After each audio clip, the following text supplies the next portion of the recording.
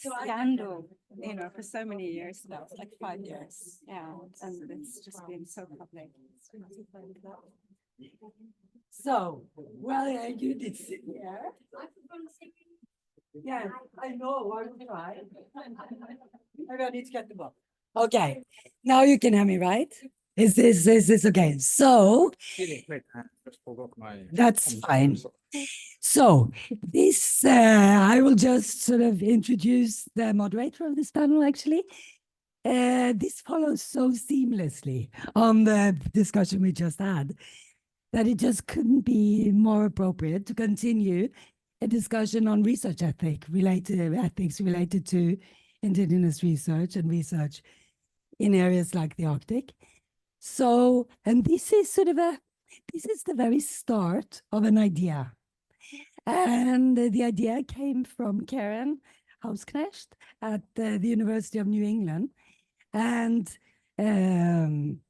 Dragana, my good colleague, here at the University of Bergen, and they said, why don't we try and see if there is interest in initiating a network on research ethics.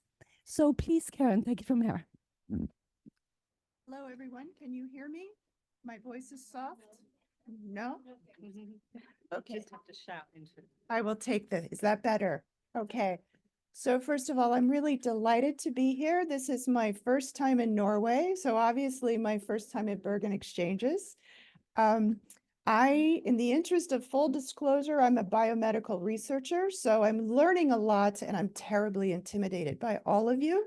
Seriously, you are much more fun than we are. The culture of this meeting is fantastic, and I'm really just delighted to be here. As Siri said, this session began with a very rich conversation as part of an international mobility experience with Dr. Dragana Pilitsky from UiB Bergen, who came to my university about last year this time to learn about how we do research administration and research integrity work. So one of the hats that I wear at my university, in addition to being a researcher and head of research, I am also the research integrity officer. So I am responsible for the ethical conduct of research at my university.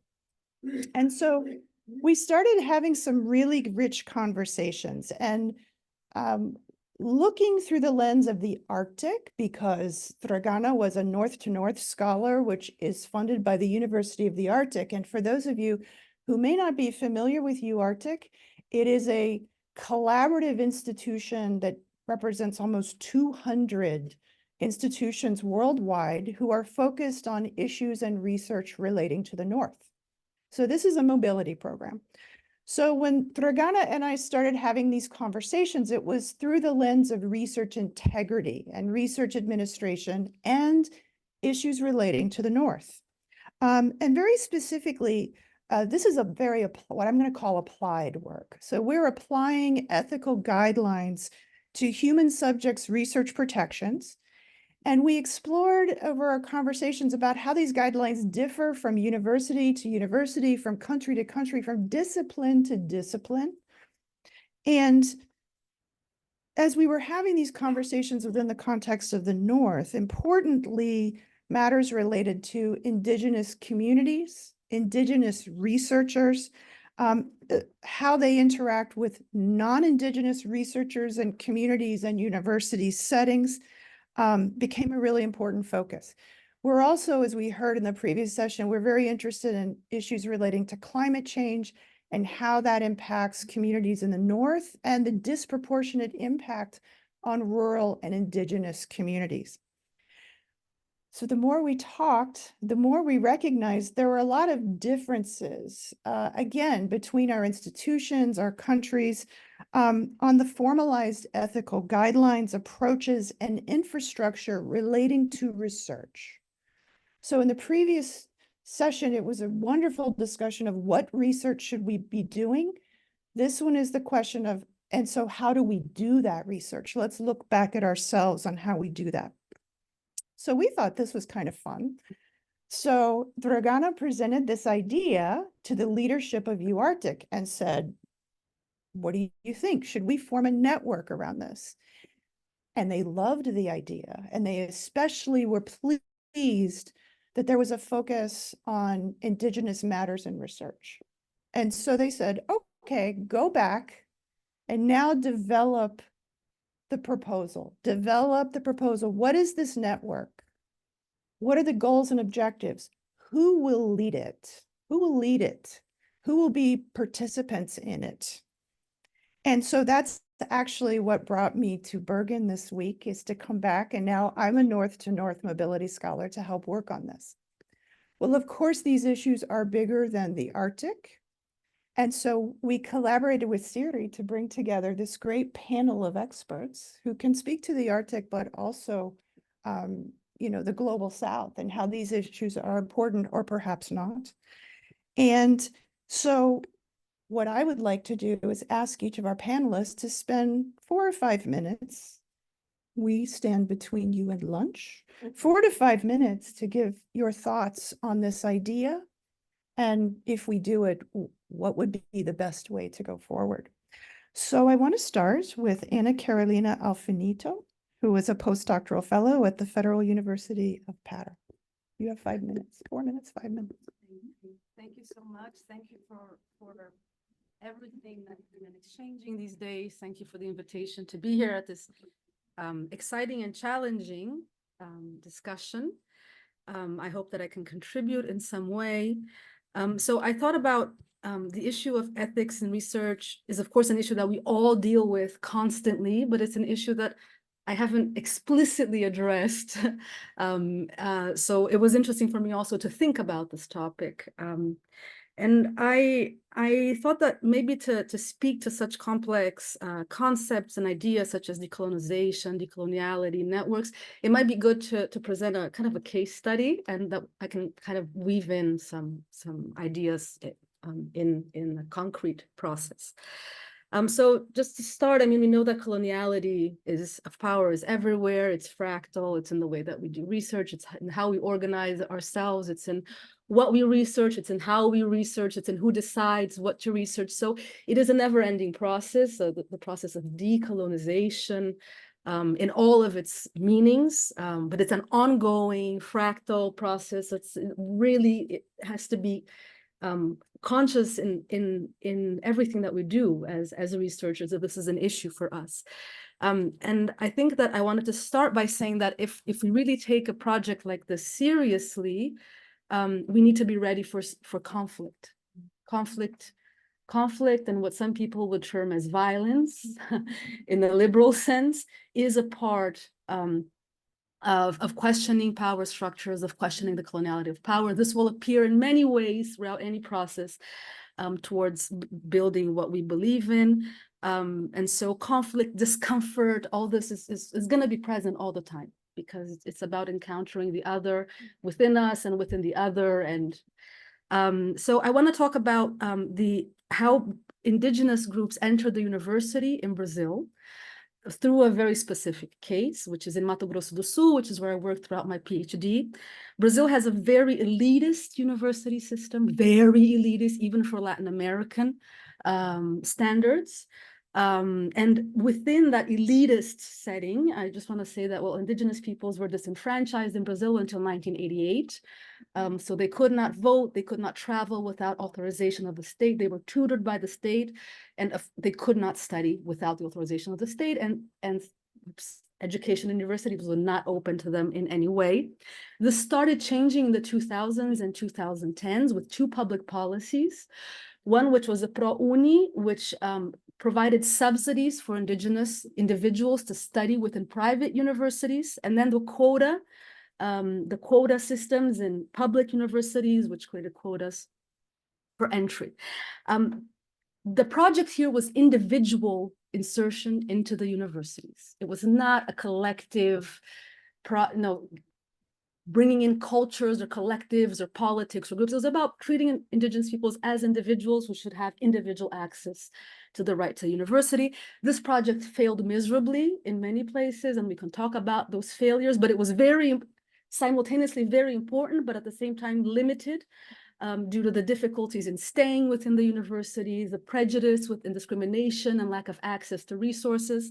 But in the case that I want to talk about, it failed, this project of individual insertion, it failed triumphantly. Not miserably, but triumphantly, because in this case, so in Mato Grosso do Sul, a group of indigenous students entered the university and they began mobilizing resources to create their own spaces within the federal universities of Mato Grosso do Sul and the private universities. ProUni was very important here. And they started creating networks of indigenous researchers and académicos indígenas and started thinking for themselves. And this new political actor, which are indigenous university students that had never existed in Brazil, it emerged. And this network, given a specific context and relations that we can talk about later, it was very linked to territorial conflicts and political demands within indigenous territories in Mato Grosso do Sul, which is an old colonization region since the time of the war against Paraguay. So this is a closed colonization region, so to say. Small reservations for indigenous peoples, a lot of soy and cattle. But this linkage, it endured. And so these indigenous scholars, they started opening up space within the university, not to talk about only traditional knowledge in the way that many times people talk about what traditional knowledge is, like, you know, ancestral knowledge, all that is very important, but not indigenous knowledge as a political project and as emerging political projects. And so this group of indigenous youth that created these networks and leveraged the resources to organize themselves politically started a movement of reclaiming territories in Mato Grosso do Sul amongst the Terena indigenous groups in a very linked way to the university. So this was a university research linkage with on-the-ground territorial conflict, which often became violent, which was judicialized, which was repressed by militias, in which the university was called to take a stance, and many times in a very problematic way. And surprisingly, the university stood by this process in a way that was very unexpected, but also had to do with the way that these indigenous youth constructed their networks within the universities. So I think what I want to say is that, and again, I don't want to say that all the the entry of indigenous youth in universities was like this. This is a very specific case, but I think it's a case that tells us a little bit about what can happen within the university. Well, these same youth today are in the ministry of indigenous. So this is a generation of indigenous leaders who attended the university and who are now occupying the government, which has also been very ambivalent in its political effects and how people are reading this. But university insertion and this specific politics within it really irradiated, like spread into other institutions and arenas. It was a conflictuous process. And I think it brings us interesting things to talk about. That's a fantastic example.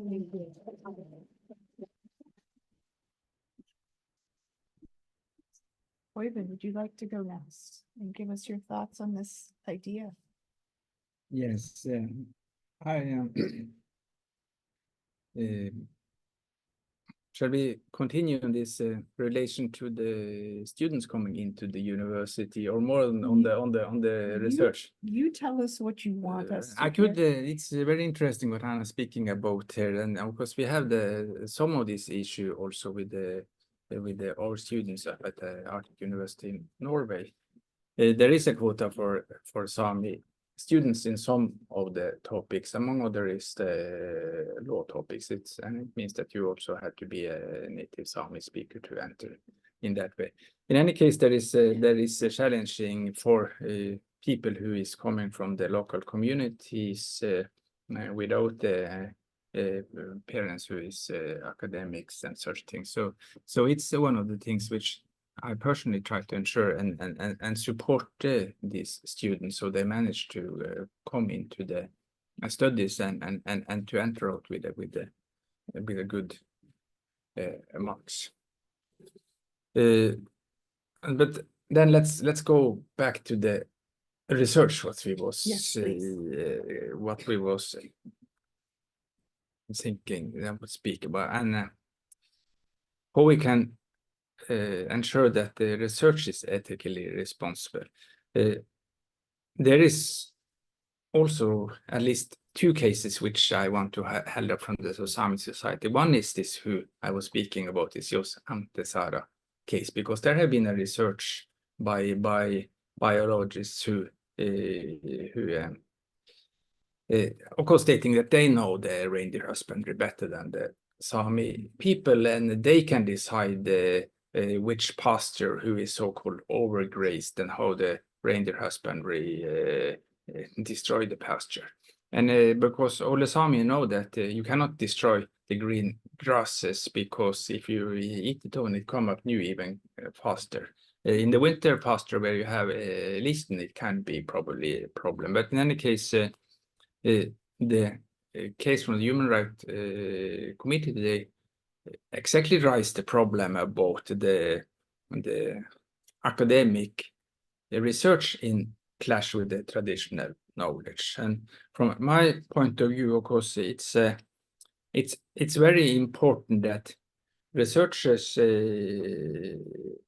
take into account the traditional knowledge, speaking with the indigenous people, with the local societies, and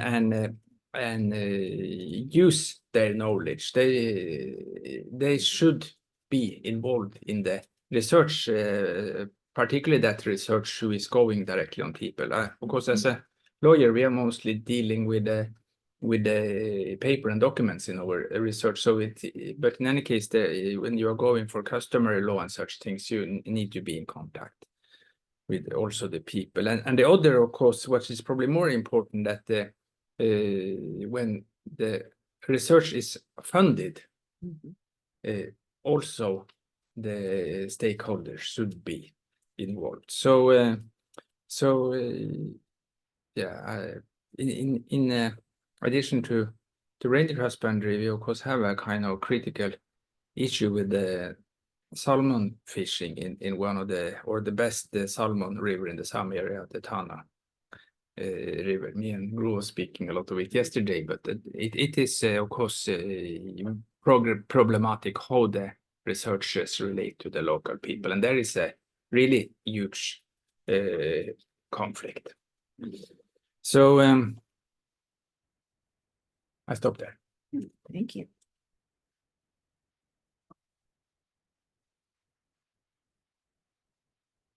Let's move to Rachel. Okay, so thank you. Yeah, I just wanted to kind of, before I start, come back to Anna Carolina's point that conflict is inevitable, right? In research, when we're in all sorts of research, but I think particularly in questions where kind of sovereignty over disputes over knowledge, issues of sovereignty over knowledge, questions of kind of epistemic difference and privilege, and that conflict is a learning process. Right? And we certainly, where I work in Mexico, we have indigenous students as part of our student body, and we have lots of conflict, right, over teaching and research, and conflict between the students, and we try pedagogically to use those conflicts in ways that protect students, right, which is not easy. It's a complicated question about how to support students through those processes of conflict. But I think, you know, we cannot run away from inevitable conflict, and conflict is good, right, as necessary as learning. Okay, what do I want to say about this big title? Okay, obviously the principle of doing no harm is not enough. And I think all research with indigenous peoples, not on indigenous peoples, must center anti-colonial perspectives and methods in and on our research and in our writing too, and further indigenous self-determination. Right? That's a big black box, okay, but I wanted to kind of put that statement out there. And the second is that research really cannot be extractivist. It must be collaborative, and it must be anti-colonial in the broadest sense. Of course, it's not always easy to know what is extractivist, or what is anti-colonial. And that's a very complex and contested and contentious terrain.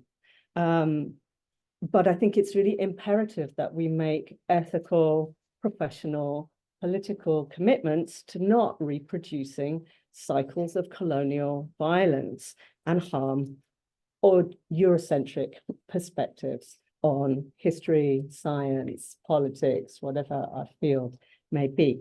And more than a decade ago, Silvia Rivera Cusicanqui, very cogent, a decade and a half ago, right, argued that coloniality and its relations of domination are also reproduced in the knowledge production of academic scholars of decoloniality, which is why I really hesitate to use the term even, because, you know, then primarily from the global north. And she argued, rightly, that these academics appropriate the language and the ideas of indigenous scholars without grappling with the power relations that define their relationships to them. And thus they end up decontextualizing and depoliticizing or repoliticizing in different ways, many of those concepts. I mean, we only have to look at what happened with Buen Vivir in the history of governance recently in Latin America. And, you know, in the worst case scenarios, actually marginalizing indigenous intellectuals, scholars, activists from their own debates. Right, and appropriating those debates in a highly extractivist form. I think, thankfully, at least where I work, we're beyond that moment now. But colonial perspectives persist, of course, in research and scholarship. And so Cusicanqui argued very much that decolonization can't just be a discourse, right? And I think decolonization even ends up being a kind of tick box, like intersectionality ends up being a tick box in research protocols. So, but it has to be an affirmative practice. And one issue that underlines, I think, is the central importance of recognizing our own positionality as scholars, our trajectories, our genealogies, the power differentials, and then thinking about what full disclosure of our positionality actually entails. And that's also not a simple question. But all knowledge production, of course, we know this is relational, it's situated, and it's riven by complex, intersectional, historically shaped differentials of knowledge power. And that has to be kind of that, it's kind of 101, right? It's our starting point. That's another central question, I think, is recognizing the historically situated nature of our ways of knowing, right? Our epistemologies, our research frames, the kind of questions we pose, the methods, which are related to engaging with multiple ways of being, or ontologies. You know? And there's all kinds of questions that we're grappling in our research about concepts of time, and longue durée, and measurement, and then there's been a discussion in the morning about anthropology and other disciplines, which maybe we'll have. So I think a collaborative research takes many, many forms, but as I said, research must have anti-coloniality, and I would say feminist anti-colonial perspectives at its center. And I've been reading quite a lot of some of those really inspiring initiatives in the natural science, science and technology studies field, not just the social sciences, but in this field, exploring what anti-coloniality in research means. And I just want to name reference three things. Max Liboiron's book, Colonialism is Pollution. Another that some of you may have read because it's a bestseller, Potawatomi scholar Robin Wall-Kimmerer's bestseller, Braiding Sweetgrass, Indigenous Wisdom, Scientific Knowledge and the Teaching of Plants.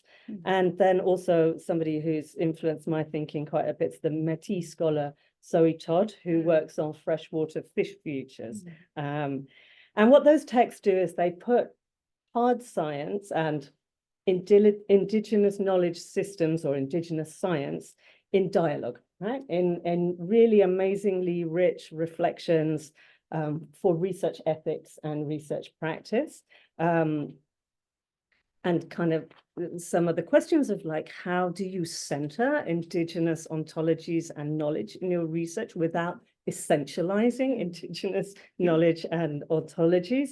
And then what do we mean by essentializing? And that's a whole bit, another discussion that we could have. For me, it's a lifetime of questioning my own assumptions and relearning. And they're very complex challenges. And the last point is about intellectual depth. And I think Le Boiron's book, Colonialism is Pollution, which is one of the most original things I've read for a while, I would really recommend, because they have this really fascinating discussion on the politics of citation, and not just citing, but acknowledging intellectual depths and trajectories. And I mean, the footnotes are, the footnotes are fantastic in this book. So, you know, how do we unmake colonial worlds? I mean, this is an impossible standard or objective. It's a utopian futures, but we have to guarantee and think with indigenous, Black, feminist, queer futurities. And I think that's where a lot of this research, particularly in STS studies, is going forward. So thank you. Thank you.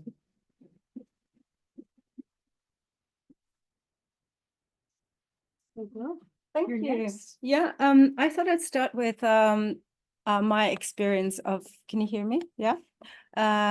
These kinds of research networks. I am in the Arctic Committee at the University of Oslo, and our job is to promote the knowledge of University of Oslo about the Arctic. Engagement with this larger network worlds. And the other one is I'm on the scientific committee of Arctic Frontiers, which is primarily natural science-based initiative, also collaborating with industry and management, diplomacy, etc. And I thought I also have a science and technology studies background. And what I think I learned from this is that when you do create a network, it never has only one intention. It becomes this kind of, it's a low monster. It could be a nice monster, but it could also become a bad monster. And that you have to be aware of, because when you make a monster, whatever, an ethics, and particularly, I think, an ethics network. I mean, you have to think about, what does it do? It signals expertise, exchange opportunities, it attracts students, funding, and then as well as this shared ambition for constructing sustainable ethics frameworks. So that's important. Can you actually fulfill the ambition that you have? And the next challenge, I think, is that also relates to scale, and here I think with Anna Tsing, is that in my experience, something happens when you scale up a topic. It becomes more abstract, and it's also about the combination between natural sciences and humanities and social sciences, and there's a different room for stakeholders in all these different scientific practices that we have to think about. And by different, I by no means try to say that social sciences or humanities are better, it's just different.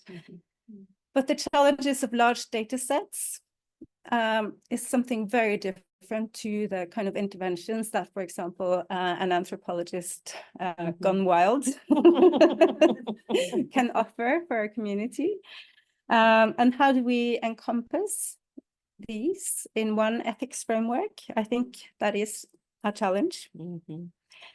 And when it comes to this north to north collaboration, I would like to know more about, again, this is like the STS thing. What is the practice? What do you do? So what did you do when you started? Like, what were who were part of the foundational negotiations when you started this network? Were there like community stakeholders involved? Whose standards did you look to? What did you think of as best practice? And yeah, so who was consulted, and what did this consultation entail? I think these are I mean, it's all about the top down and the bottom up, but it's so important to think about. And it's like with law, we tend to look at just the headlines, and we don't look at the work behind what is created. And here, of course, is what we have spoken about earlier on today, and what Øyvind talked about is free and prior consent. And prior is what I would like to emphasize here. And also this because Norway is actually, we have, as Øyvind spoke about, have very progressive laws. We recognized indigenous rights at a very early time. But at the same time, as when it comes to ethics, we're not very progressive. It's very difficult, for example, to justify paying indigenous experts or elders. And it's also very difficult to include Sami academic elders, but that's something we're working on at the moment, to support younger indigenous scholars when they start their work, their PhDs. We also don't have the practice of asking local indigenous bodies for consent, or we also do not involve them in research design or asking what kind of questions they would like to have answered for their communities. Following up, Rachel, I would also like to mention this, so what is it that you do? How do you think about the otherness that you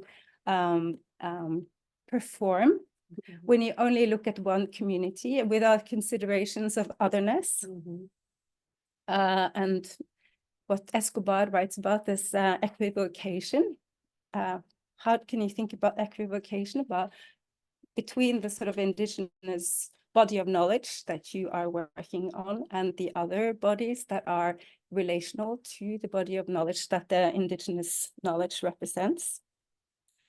So I think all of these things are considerations that we still find incredibly challenging, and I don't really have a solution to it. Should the network be expanded? I think upscaling is always a problem. It creates like an increased standardization, and as Rachel says, in worst case, it creates procedures that involves the ticking of boxes, which is not what we want. Because ethics should always be more than a bureaucratic procedure. And is this about Arctic experiences? No, but I think that there are particular visions of the Arctic that have an enormous generative impact, extractive impacts. And I think that the negative effects of that is something we must continue to work on, and to create larger wholes might be more problematic. And I'm not sure if the global south is the same as the Arctic. Finally, books. Please. The classic, of course, for me is Helen Burren, who's in Australia, has written this amazingly beautiful text about controlled burning and how scientists, which is an Aboriginal or Indigenous practice from Australia, which is something a group of scientists come to try to understand, and the scientists become incredibly frustrated because they don't understand what this practice is. So that's a fantastic text. I also really like Mario Blasi. What's it called again? Mobilizing Charcoal. Yeah, it's quite an old book. It's from 2009, I think. Newer books, Maura Simpson, Mohawk Interrupted. Yeah. It's fantastic. Fantastic. Yeah, so you could start there. So you need these Yes. Yes. So wow, this was really fantastic. And I have to say, I love the fact you use the term "we're creating a monster," because actually I think that's what we're worried about. And part of this question, when we posed this idea, and it was only an idea, there is no network yet, was, is this a good idea? And how big should it be? Because these are very complex topics.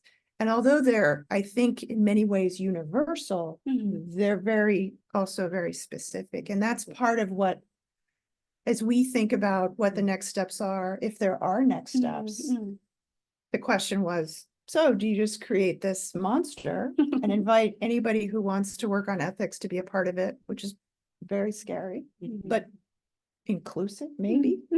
This is part of the work that we're trying to do, is to understand different perspectives and who should lead this.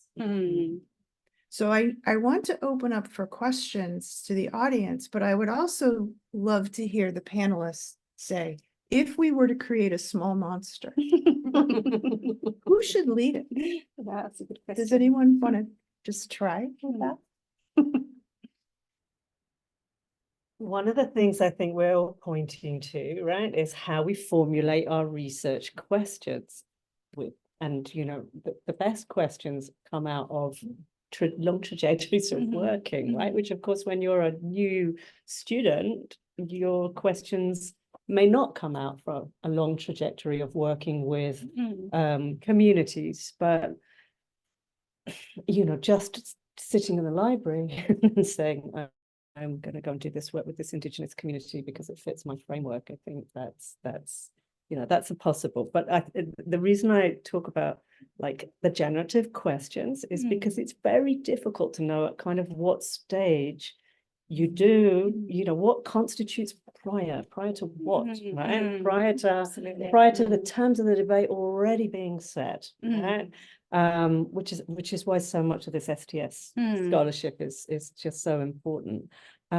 Scaling up, absolutely, but I think having spaces where these issues are discussed, where different experiences are discussed, right, rather than something that ends up turning up into a sort of scaled up tick box thing, but a forum where there's a space for that, because there's never enough space.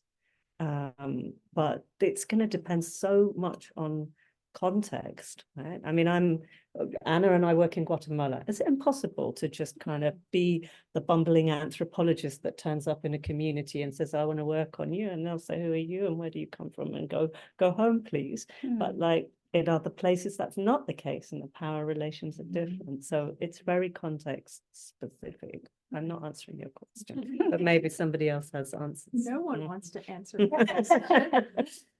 I think there's also an issue of temporality in the way that we make decisions, how long we need to make decisions, which processes we follow to make decisions, how decisions are made with the partners that we would like to engage with and that we would like to work with, because the speed and the imperatives of time, of delivery, of publishing, of showcasing, of knowing, of having some certainty, these temporalities are very different because they are political as well. They depend on political processes of decision making, which we have and which we naturalize many times.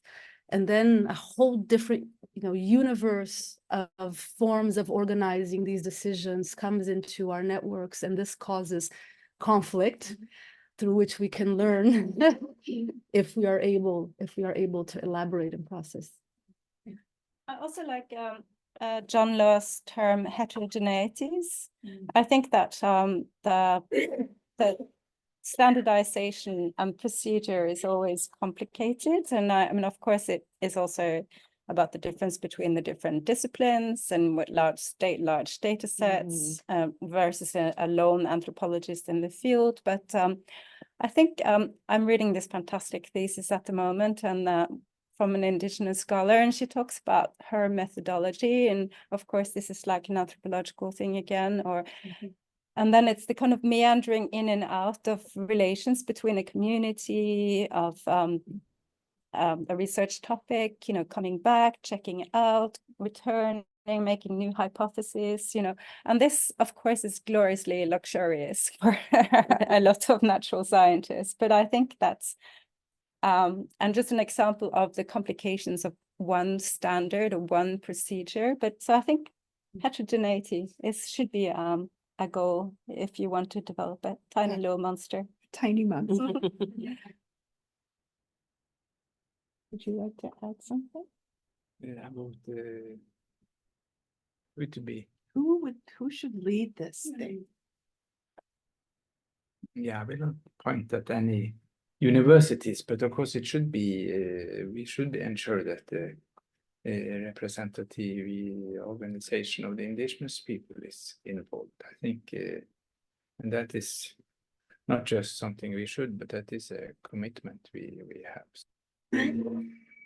And that can vary from country to country, but if we are focused on the Arctic, there should be members from the different indigenous people, both the Sami, the Greenlanders, and also we should hope that the situation in Russia is opening up so the indigenous people there can be. So let's open it up to questions from the audience. Lots of questions. Should we start in the back and go forwards? If we should answer them, there should be 2 or 3 Thank you. It's questions. absolutely fascinating talk. And yeah, and I think that for me, it's incredible propensity of the space of those who produce decolonial knowledge to be within epistemic bubbles. So it's very difficult for us to be in touch with other. And for instance, a very simple example, what we see as social scientists as a overtly racist research would be seen by social biologists as absolutely neutral. And the question is what to do. I think that we really apply very different ethical standards and very different visions on the meaning of what is a good research. And yeah, how to organize this intersectionality or interdisciplinarity in the favor of indigenous groups too. Yeah, thank you. Thank you. Thank you so much. This is, you know, so important, and thank you for all of your separate interventions. One of the things I struggle with most in these debates is the question of financing, the financing of research and education. So just wondering if maybe you could reflect a little bit on that. So just a very short comment that sort of transcends. It was a comment I should have provided to the former panel, but it sort of goes across. I think this is fantastic. And I think, okay, I'm going to start by saying, so in Norway, in sort of like southern Norway, at least, this, my sense is among the students that I teach, that they have always been very, very, very interested in indigenous people, in, you know, in Latin America and far away. And they're so easy to be, you know, like to feel we're cheering for this, right? And then we finally, and very late, we get a sense that we actually have indigenous populations in Norway. And I think the Fosen case, this sounds ridiculous, I know, but the Fosen case kind of brought this home. And what I'm going to say is that this is so important, and this fora is so important for, and you know, but it's not in our educational system. It could be, I don't know about University of Tromsø. I have great faith in you compared to us. But the thing is, it's not in our educational system. And Norwegian young people, Norwegian people are much more in favor of indigenous peoples when they're far away. And when it comes to the crunch and the crush, the fight for the Arctic, which is happening now, and it's going to be huge, and it's going to be awful, and it's not going to be about Norway, because we're not going to be able to own the Arctic as we think. And this is such an important subject. And I think, but so my question to you is like, it's so important to bring Norway into an international conversation of, you know, having real environmental questions that are that are really at the crust of environmental conflicts. But the second question is, how do we make this a real Norwegian conversation? How do we bring this into our teaching? And that really worries me. And I think I'm wondering how, you know, people like University of Tromsø can help us out, because we still kind of try to pretend that this is something, it's kind of happening in the Amazon. Who's next? Hi, my name is Livia. I'm from Brazil and part of what we call the South-South Network. And I would just, I think it's more of a comment, but I really like that you are thinking about like the big terms, the bureaucracy, the university, but also from my experience in the network, is a lot about doing things, then reflecting on them, right? Because we are actually solving concrete problems of students that need like access to things. And even like naming the network was kind of, oh, it's not like a big idea. It was just something someone suggests, oh, we are all from the South, let's name it South-South. But I mean, I see in the future that probably the name will change, will change things. So maybe also, besides conflict, also be embracing the change that the things will pass by, because you cannot stay like monolithic as the one you started, but then adapting to the new challenges and the new, like the urges from the members as well. So I think it's more of doing things now and then reflecting after. That's my experience. And I don't know if you feel that's the same way with you, but I as long as being for us so far, so. Our panel is eager to answer questions, so maybe we'll take one more and then we have a few minutes for answers. Maybe two, I'm gonna be Maybe super two short. So super short is about epistemic justice and like working with the frameworks of, for instance, indigenous communitarians, feminist leaders that have also developed a lot of concepts. I'm thinking in anti-patriarchal communitarian feminists and Andrea Guzman and Lorena Capnal. So it's like this framework of not only studying populations, but also like using, and in terms of epistemic justice, like the concept that they have developed, but it's still, there's the tension about how to not discontextualize, depoliticize, right? And I was thinking like how many curriculums here at the University of Bergen include the knowledge of these kind of scholars, indigenous scholars. So maybe the politics of translations, and maybe that's also a word for Global South scholars, right? Like translating from Spanish or from Portuguese, from, you know, to other audiences, but also like from these other audiences, learning those languages in order to, you know, like use this knowledge, but without, you know, like reappropriation of, without any kind of extractivist practice. Yeah. Yeah, thank you. Sorry. It's okay. It's okay. Go. It's okay. Okay. Thank you. This was really, really interesting. I was wondering what, I mean, fantastic, all the references, was looking them up as you were speaking. I was just wondering, what do you think about the current backlash and how we see a recolonization of the universities? I mean, Rachel is sort of wearing the keffiyeh, right? So we are seeing the fact that you know, and it's really about how far does this conversation go, right? Because on the one hand, what we are seeing, the genocide in Israel and the protests in universities that have been clamped down, and the fact that this is actually pushing a conversation that all of the US is based on genocide, right, of indigenous groups, and so is Australia and Canada and so on. So how far do we go in this project of decolonization, especially when we are facing current efforts to recolonize the existing spaces, which were supposedly safe spaces for these conversations? Great question. Hi, thanks for this very interesting panel and for bringing this question into the dialogue here. I think it's a very important and unique venue because you have a conversation between Global North and Global South, you know, academies. And I think I agree with Rachel about this. It depends on context, but also it depends on who are your subjects of study, you know, because, I mean, there's another thing that is very important, that is something that became from the Global North academia to, you know, Global South academia, particularly the question of funding intersects here. It's very important, but also it's something that has become more important in Global South academia, at least in Argentina, because you have like ethics committees, you know, to get funding.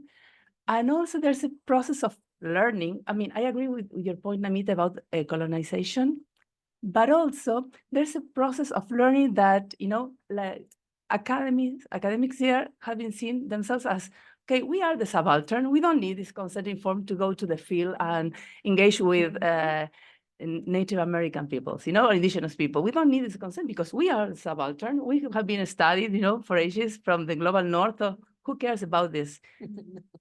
In this misappreciation of the role as, you know, taking some learning from these communities, they have set them apart. So this has become very tricky question, but it's interesting that you have brought this into conversation here because, you know, there have many things going on so much. Okay. We have 6 minutes. Who wants to comment on these amazing questions? Øyvind, you want to go?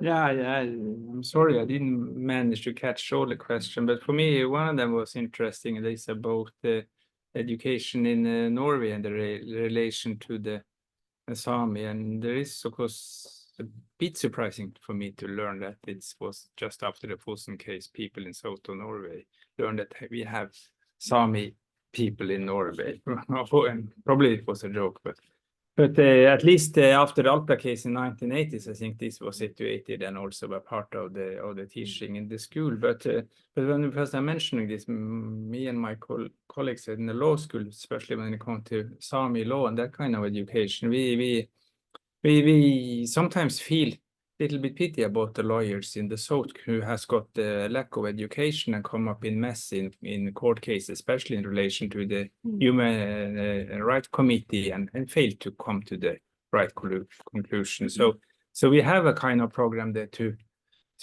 support them both in the University of Oslo and University of Bergen. So in the future, probably this can be mandatory education in all the universities, because it's for sure that this is more needed in Oslo than in Tromsø.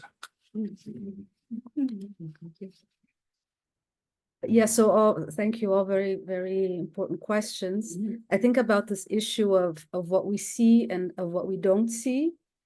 I mean, the point might have been exaggerated, but of course there are a lot of things that we do not see, and coloniality makes it that way. That's a part of how it operates. So I come from São Paulo. There are indigenous people in São Paulo. I think most people in São Paulo really do not have an idea. And I don't want to justify their ignorance, because it's unacceptable ignorance. It's the way the education system works. It creates invisibilities. And it also points to what we don't see when we're solving problems and acting. So I fully agree, like, networks are about keeping this thing going and tasks and keeping the ties alive and organizing things and logistics. And when we're engaged in that, there are so many things that we do that we don't know that we do, and how we do it and when we do it. And so this kind of reflection, I think, can help us as well, as two levels, and how we're doing and we're thinking. And I realize the challenges of that, and I take that fully into account. But I think they are important questions for our work as organizers as well. Just very briefly, I just want to point to the very deep challenges of these networks that we've been talking about. So the real challenges of everything that everyone here raised, you know, and Rachel's points about, you know, who and how and when, and they're real challenges. And I mean, I remember 2 years ago when I was helping Marta to organize in São Paulo an exchange. We wanted to bring an indigenous lawyer, and that one kind of invitation just generated so much movement and tasks and things that we had to do. How's it going to be? How's the translation? How long does he talk? Is he going alone? Is he going with more people? How do they get transported to the place?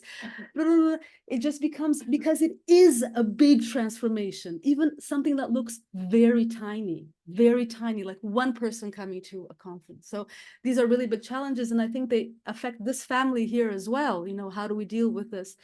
And so finally, really the last point, the backlash and the recolonization, I think this is super important, but which is also why I try to speak of a network which went beyond the universities. We need networks that are deeply rooted in spaces of life and of living and of politics that go beyond university spaces. And this is a form that they might be more protected or be more resilient against this kind of backlash. Of course, it doesn't guarantee anything, but I think it can be important in some cases.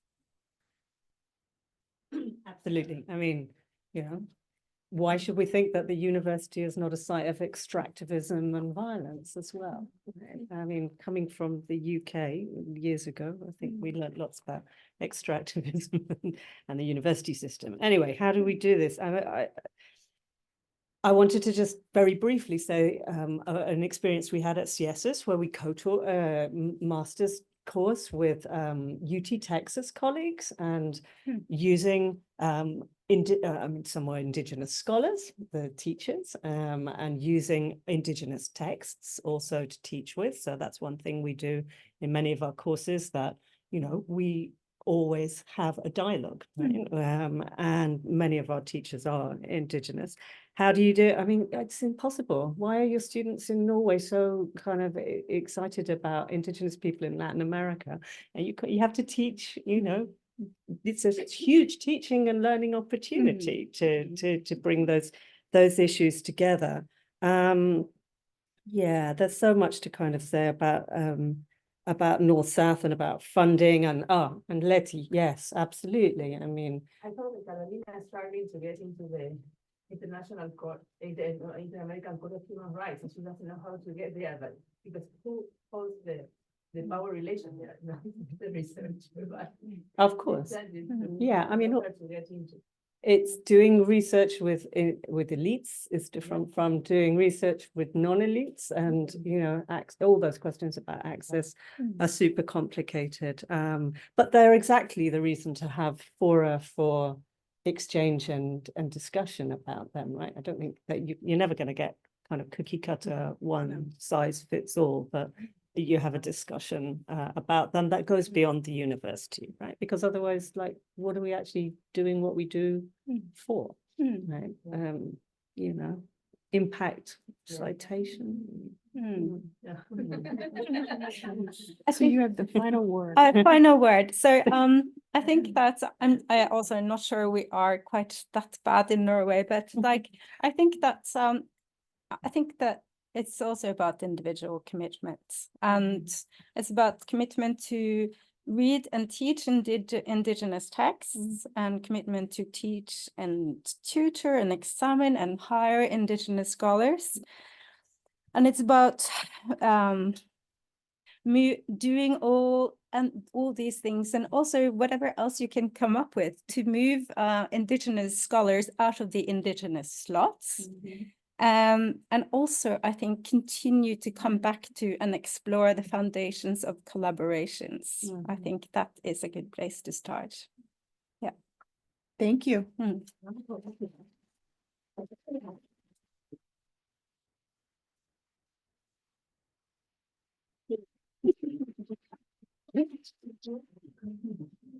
Wonderful, and that will be launched. Thank you so much. Yeah, This is fantastic.